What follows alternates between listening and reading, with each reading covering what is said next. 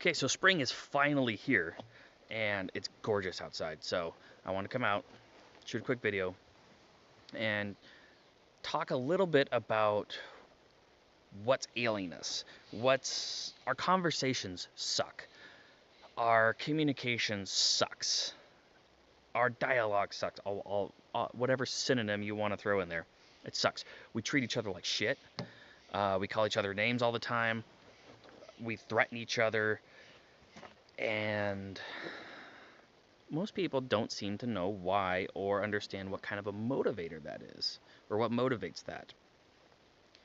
And I had a great conversation with a friend recently, and he asked me about that. And my personal position is it's because we're dehumanizing the opposition and humanizing our positions. Both sides are doing it, regardless of what side it is. Whether if you think that there's a two-side dichotomy or three or four, or whichever way you want to attribute that, we're dehumanizing each other. In the military, we are trained to, on purpose. We're trained to dehumanize and degrade the enemy, so it makes it easier for us to kill them.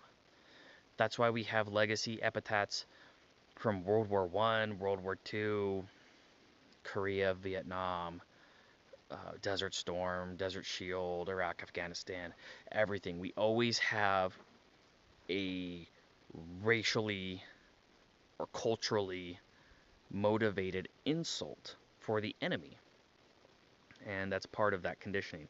Makes it a lot easier to kill someone when you view them as less than human or subhuman or as an animal. It's also one reason why the native tribes were referred to as savages way back in the day. It's like, oh, they're savages. We need to bring some civilization to those savages. Well, if they're less than human, then yeah, we can do whatever we want to them because screw them. They're not even human. Just like the Jews.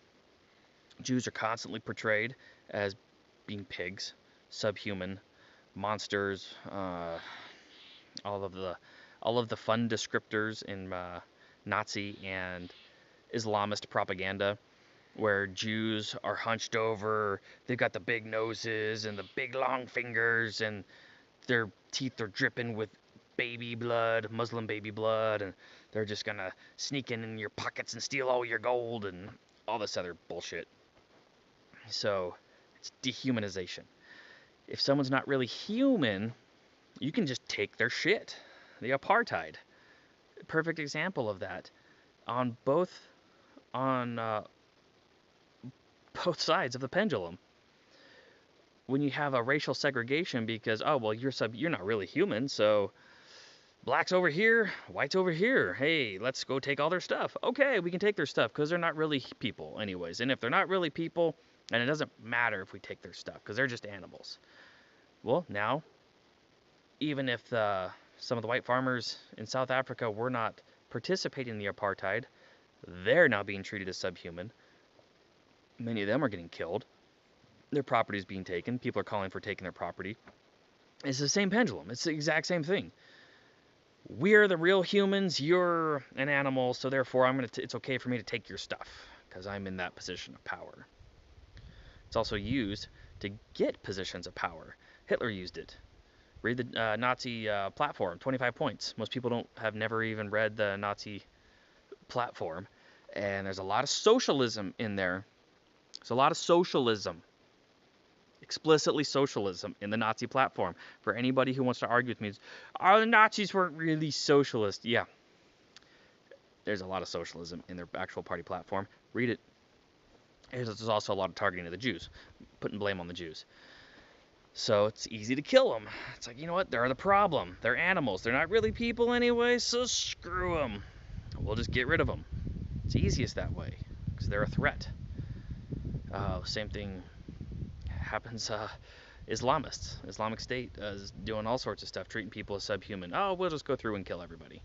We'll subjugate you. We'll take your property. You're not really a person unless you submit to Allah. So therefore, it's okay if we take your stuff. It's okay if we force you into labor. Oh, you're going to pay us a jizya tax? Okay, we can back off and, we'll protect you now that you're going to pay this tax. So that's how that plays out too. Then there's also the abortion debate. How much fun is the abortion debate? It is one of the worst topics in the world to talk about. And I'm not going to delve into it. However, I'm going to observe both sides on how they talk to each other. The pro-life side humanizes the unborn child, right? They say that no, that's an unborn child, that's an unborn human being, that's an unborn life, that is life. It should be protected. It should have the same opportunity at life. It should be allowed to be born, type thing.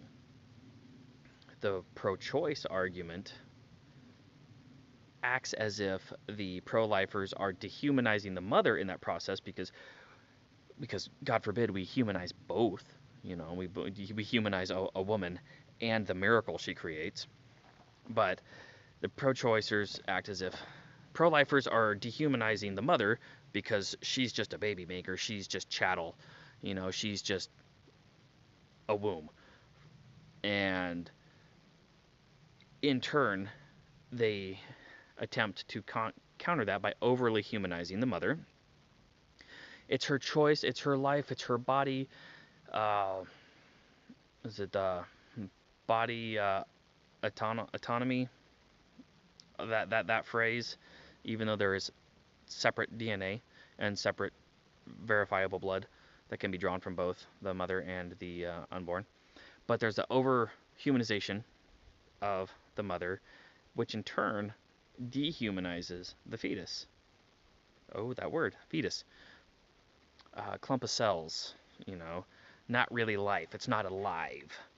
You know, it's a matter of humanizing and dehumanizing. I'm pretty sure you can figure out where I fall on that spectrum, and I'm not going to get into a debate on that, but that's what we do. We humanize and we dehumanize. The same thing happens with, let's see, Second Amendment. Oh, that's a good one, because that's what's going on right now. That little punk David Hogg, who is now a public figure, by the way, in case anybody wants to know, oh, you were picking on a poor kid. Well, screw him. Why? Because he's a public figure and he wants to intentionally violate our rights. So, he's a public figure. He accepted that. That's on him. I have no sympathy for that at all. So, how does that happen with our right to bear arms? Because it's not just gun rights, people. I've done a video on the Second Amendment before. I don't know how many have seen it. Not many. And I bet I can get more views out of this video. But go back and look at it. Because the definition of arms is not a gun. It's not a musket. It's not a halberd. It's not a sword. It's not a bow, an arrow. Arms are weapons of offense or armor for defense and protection of the body. There's a distinct reason why the word arms was used. Arms evolve with the times. Arms is a contemporary term that applies no matter what time period you're in. The Founding Fathers were brilliant, by the way, in case people haven't figured this out. So, our right to keep and bear arms is inherent. The Constitution doesn't grant rights. Read the language, it's a restriction on government. So, but what are the arguments? What do we do? Okay. Those of us on, I'm going to use the correct side of the debate, the right side, we feel that we are threatened. We feel that if we are not allowed to bear our arms, then we will be dehumanized by big government who doesn't care about us. And democide will follow, since democide follows just about anywhere in the world. Look at Venezuela right now. It's a hellhole. The people have been disarmed. They were eating zoo animals, pets, and I'm pretty certain they're resorting to cannibalism now. It's not good. So maybe they should have been given some freedoms so that way they could take control of their own future. But they fell for the Marxist bullshit trap. Those on the anti-gun argument, like little David Hogg, they want to overly humanize the victims, and they want to dehumanize their targets. And we're not even talking about the assholes who are committing the crimes, who are doing these mass casualty events, be it explosives, firearms, arson, anything. There's so many number of ways that these things can and do happen. The most notorious ones have been from firearms. But not one more child should die. Not one more child. If it was your child, there's so much humanization of it. And then people like me, members of the NRA, as disappointed as I am with the NRA, or members of the Gun Owners of America, who I enjoy, but they're not quite big enough. We are suddenly fascists. We're racist. We're bigots. We're all of these platitudes and epithets of derogatory terms. We are somehow the enemy. We are the threat. While they completely ignore factual statistics, according to the FBI uniform crime statistics, violent crime has fallen for decades. There's been casual upticks here and there, and anybody can look those stats up. Violent crime has fallen. And I've said this before. All types, styles, and calibers of rifles, to include AR-15s, AK-47s, hunting rifles, bolt-action rifles, lever-action rifles, single-shot break, magazine-fed, box magazine, tube magazine, belt-fed, all of them. Plus shotguns, similar, calibers, styles, makes, models, etc. You add those two together, more people are murdered by hands and feet than all of those together. The main murder weapon are handguns, because they're small, they can be concealed, etc.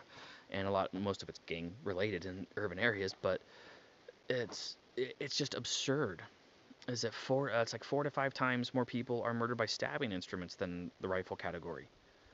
But we are being targeted and polarized and personalized and demonized and dehumanized as if we're the enemy on this. And then the victims, which we have absolutely no association to and we empathize for and we want to see protected and that risk mitigated, they're being pitted off against each other. So, and I don't know if anybody's felt this in most arguments online. Most people feel attacked, they feel hurt, and then they respond, I'm going to tell that son of a bitch. I'll come to his house and kick his ass. I've gotten a few death threats, by the way. It's hilarious. You're not going to come up here. You're not going to come find me or come attack me. You're just not, because I live in a rural area. And not saying, just saying. But, people have experiences in life, and we're not. There's a lot of us who are not keyboard warriors. We're speaking out because we believe in what we're saying, not because we're brave and insulated from conflict. Plenty of us have been there, and we've been in the conflict, and it's something we try to shelter ourselves from and shelter others from for ours and others' benefit. And anybody who's been there will understand exactly what I'm talking about. So, we always feel dehumanized when we're in arguments. Usually in general, I feel hurt, but I'm the human, and that person hurt me. So that means that person, I should hurt them back. I should dehumanize them back. I should embarrass them back. I should insult them back. I should hit them back. I should hurt them back. Whatever the level is, it's always a back and forth pendulum of humanization versus dehumanization. Same thing with healthcare. Healthcare, I love talking about this too.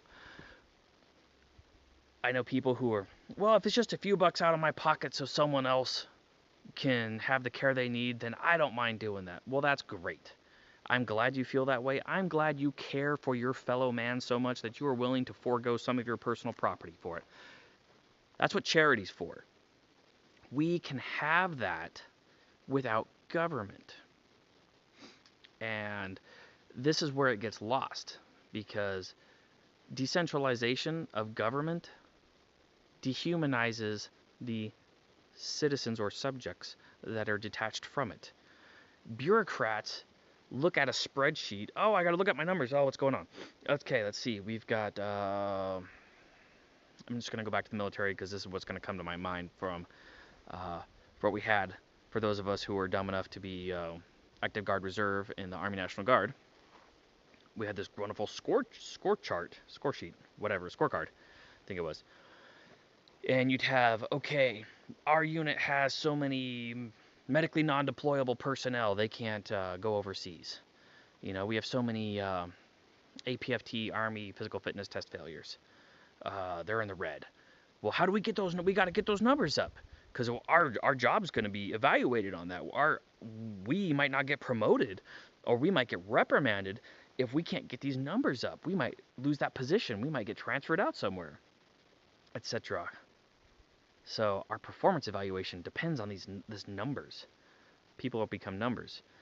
Those numbers are people. Those are humans. But not really. When you're looking at a spreadsheet, they're damn numbers. And you're dehumanized whether you realize it or not. Whether you want it or not, that's what happens. That's why local government governs best. The closer the government is to the people, the more responsible the government is to the people. Because the people, you can know people. In my county, I know all of the board of supervisors. I know 2 of them the most, better than the remaining 3. I know one of those other 3 better than the other 2, but I know them. I know my district attorney. I know at least one of the candidates running for district attorney this season. I know the county clerk. I know the tax collector. I can personally meet these people. I can find them, and I can harass them. I can ask them questions.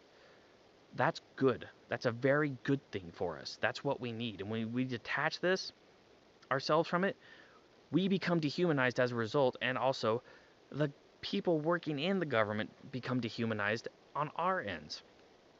A lot of people talk about how much they hate the feds and all this other stuff. Well, federal agencies are pretty well detached. Even though there are field offices within the communities, you think the feds, you think Washington D.C., you think the primary department heads. They're detached.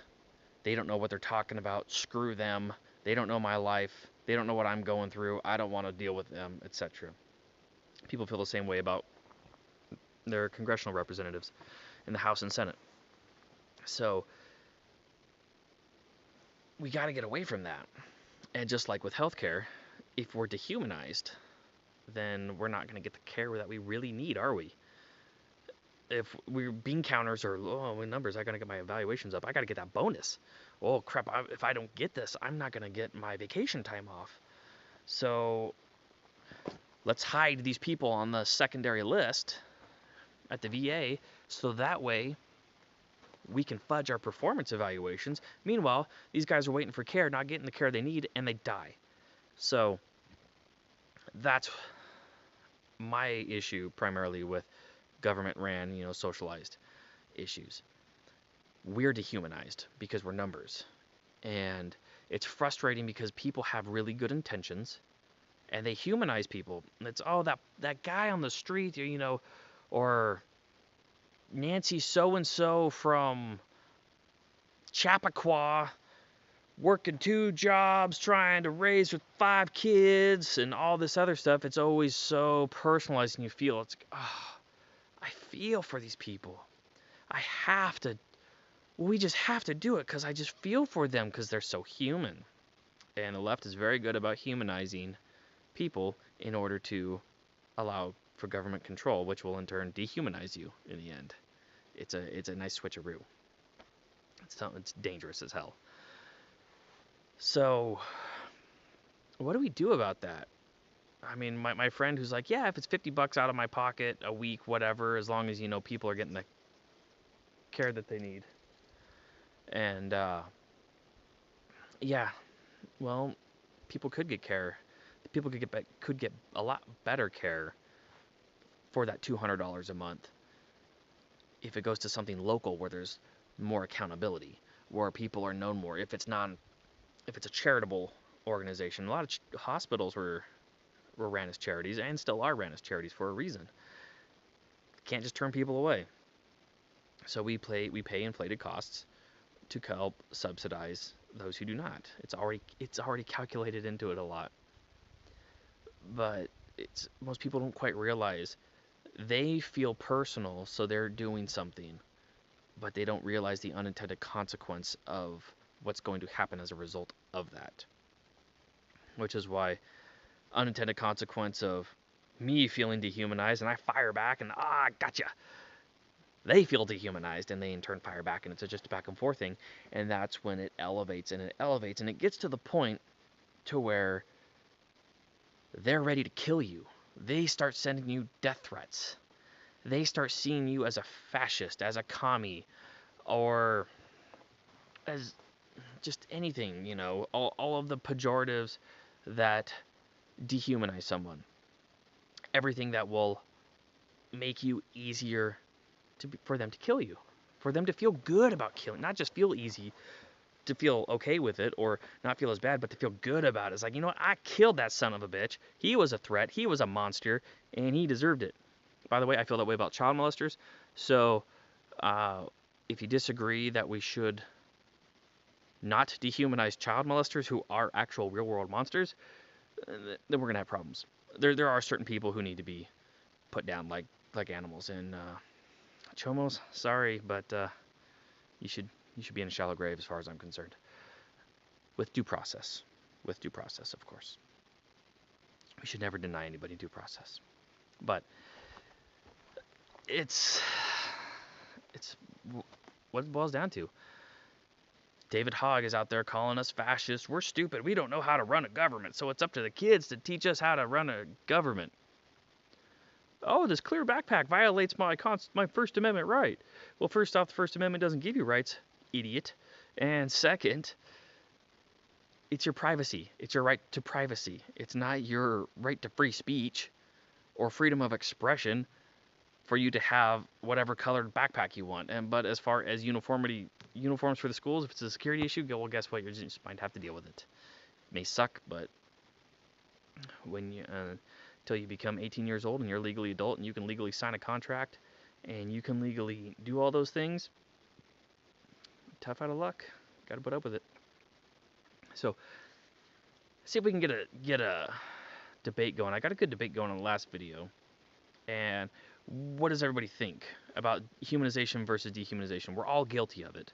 I'm no different. I'm definitely a flawed human being, and I have absolutely no moral high ground to stand on. I just have some observations. So, what do you think? Let me know. And if you have any ideas for any other rants, I can do this way too much. I try not to because, well, it's winter. I prefer doing them outside. I hate being inside. I hate doing videos inside of a vehicle. I hate doing them inside my house. That's one reason why I was fairly quiet on the last one, I guess. It's because I'm not outside enjoying nature, which is awesome. It's gorgeous. It's hard to see the mountains. Mountains are back there. Back up over there. So, for anybody who is not blessed to live in a rural area, who lives in a suburban or urban area, get out to nature as much as you can. It is incredibly, it's really peaceful. It just really helps your whole psyche and everything. So don't just try to do it as a rare vacation to go camping or something. Get out there and really enjoy it. So let me know what you think. All right, and I'm out.